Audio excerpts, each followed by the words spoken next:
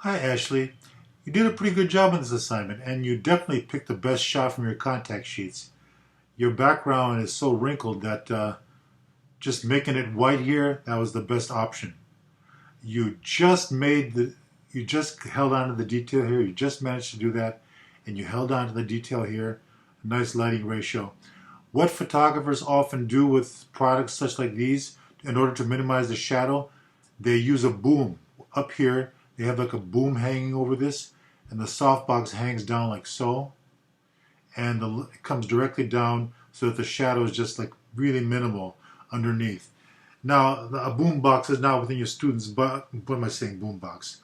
A hanging boom is now within your student budget. So it would behoove you to just place your light as far overhead, shooting down as possible to minimize this shadow.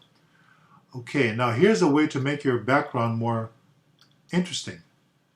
So here the key light's coming from the left, and the photographer flagged light off the background from the key light and on this side, and allowed it to hit the background on this side. And then over here on camera side right, it looks like he has an active fill to fill in the shadows. Okay, now looking at your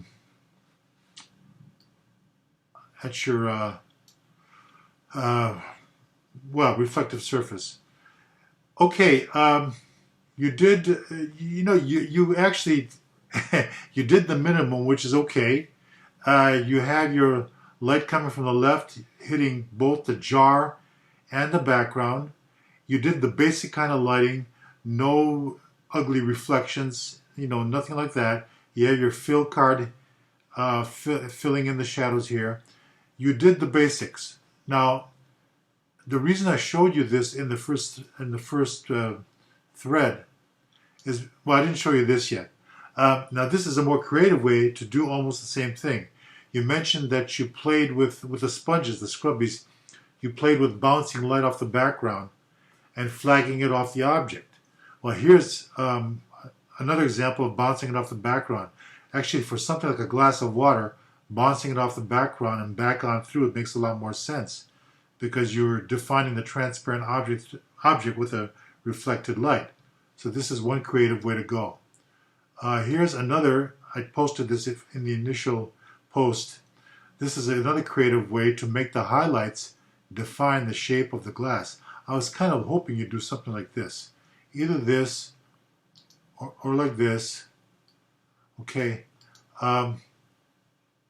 or like this.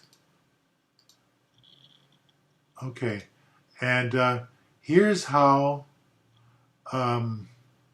this was achieved. It's a light tint. So here we have PVC pipe here, here, and here, and the photographer shot through this side and hung a dark backdrop to achieve this. Now, you don't necessarily have to do that. You can have two soft boxes or even one soft box and a huge white reflector card on the other side to achieve a similar effect. Okay, now here's another way to go. And this was shot also using a light tint, like so, from three sides. But again, you don't have to do it this way. You can just have your backdrop and maybe have two lights hitting the backdrop and flag it from the glass, and the light will come through like this. So these are some alternative ways to do this. You did a solid job. It could have been a little more creative, but you're fine. Okay? So that's it for now, Ashley. I'll talk to you next time.